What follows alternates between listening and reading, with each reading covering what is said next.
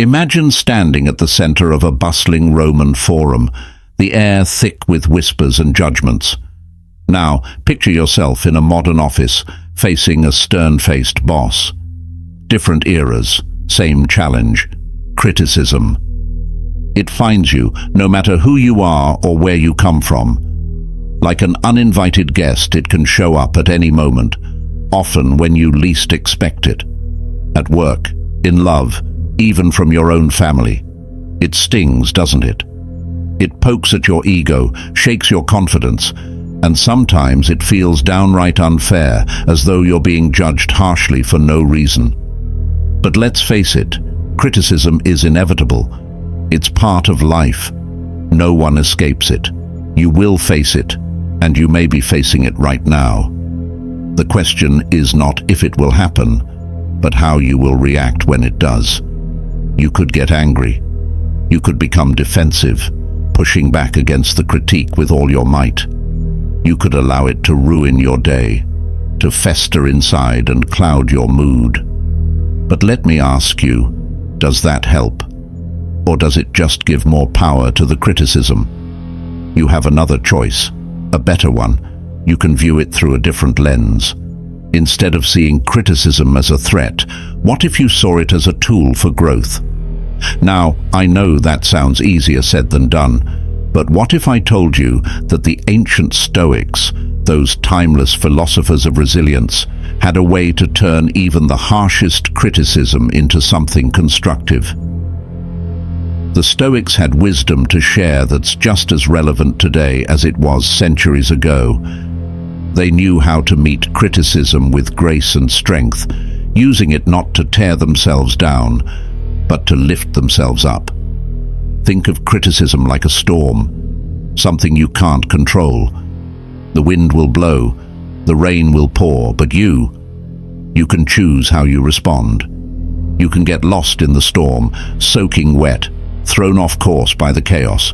Or you can find shelter, stay calm, and emerge stronger, wiser, and clearer on the other side. This is the Stoic way. It's the path of resilience. It's how you can transform criticism from a painful blow into a powerful source of growth.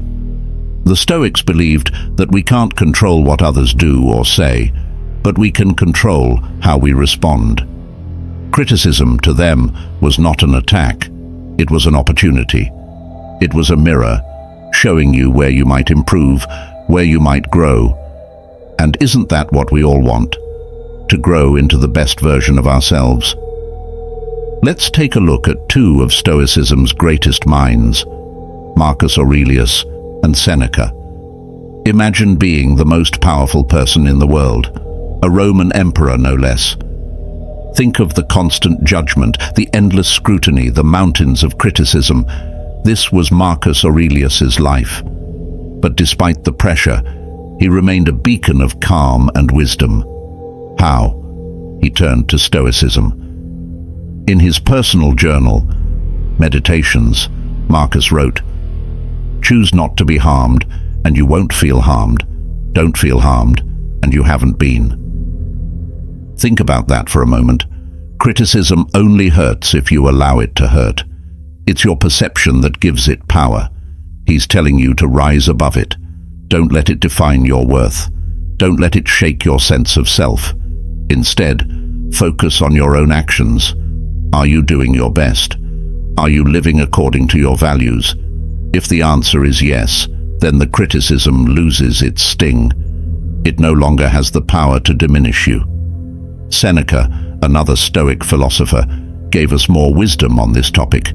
He said, "There is no good or bad without us. There is only perception." Your reaction, not the criticism itself, shapes your reality. Seneca believed that our immediate response to criticism, whether it's anger, sadness, or defensiveness, comes from emotion. But if you pause and think rationally, you regain control. Ask yourself, is there truth to this criticism? Can I learn from it? This mindset transforms criticism into something valuable. Instead of feeling wounded, you feel empowered, capable of change, and motivated to grow. Now let's get practical. How can you apply this Stoic wisdom in your life? Step 1. Pause and breathe. When criticism strikes, don't react immediately. I know that's hard. The natural instinct is to defend yourself, to argue, or to lash out. But what does that achieve? Instead, take a deep breath. Count to 10. Give yourself a moment to let the initial sting pass. Pausing gives you space to respond thoughtfully rather than impulsively. You don't have to respond right away. Gather your thoughts, and when you do respond, your words will be more measured, more effective. Step 2. Is it true? Once you've taken a moment to breathe, ask yourself, is there truth to this criticism? Be honest with yourself. This is where self-awareness comes in. Even if the criticism was delivered harshly, is there something valuable within it? This is a humbling process, but humility is part of growth. If there's even a small truth in the critique, see it as a chance to improve.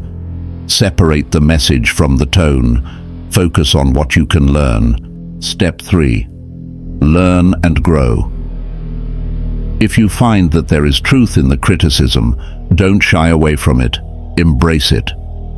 Let it be a stepping stone toward your self-improvement. Ask yourself, what can I do differently next time? This transforms criticism from something painful into something helpful. Remember, none of us are perfect. Criticism can act as a map, showing us where we need to develop and evolve. Step 4. Criticism at work. A chance to shine. In the workplace, criticism is unavoidable, but how you handle it is what sets you apart. When you receive feedback, listen attentively, take notes, ask clarifying questions, show your professionalism and willingness to grow. Even if the criticism is tough, responding with grace and curiosity will leave a lasting impression. And if you disagree with the feedback, present your perspective calmly, focusing on solutions rather than excuses. Step 5.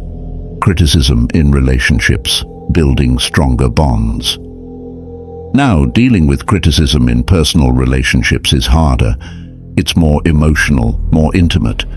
But when a loved one offers you criticism, try to remember that their intention might be to strengthen the relationship. Listen with an open heart. Don't rush to defend yourself. First, try to understand where they're coming from.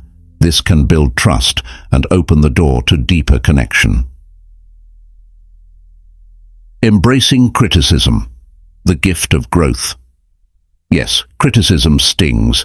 It can feel like a slap in the face. But viewed through the lens of Stoicism, it's also a gift. A chance to reflect, a chance to grow, a chance to become a better version of yourself. You can't control what others think or say, but you can control how you let it affect you. Criticism doesn't have to define you. It can refine you. With every critique you face, you have the opportunity to rise stronger, wiser, and more resilient.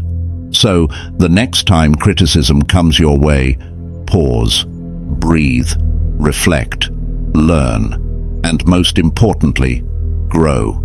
You are on a journey, and criticism is just one more tool that can help you become the best version of yourself. If this message resonated with you, don't just let it end here. Take a moment to hit that subscribe button so you don't miss out on more insights that can help you grow and strengthen your mindset. And while you're at it, make sure to turn on post notifications, that little bell icon, so you'll be the first to know when I drop new content designed to challenge and inspire you. But don't stop there. I want to hear your thoughts. How do you handle criticism in your life? Have you ever applied Stoic wisdom to a tough situation? Drop a comment below and let's start a conversation. I read every comment, and your story might just inspire someone else on their own journey. So, hit subscribe, turn on notifications, and share your thoughts with us in the comments. Let's grow stronger together.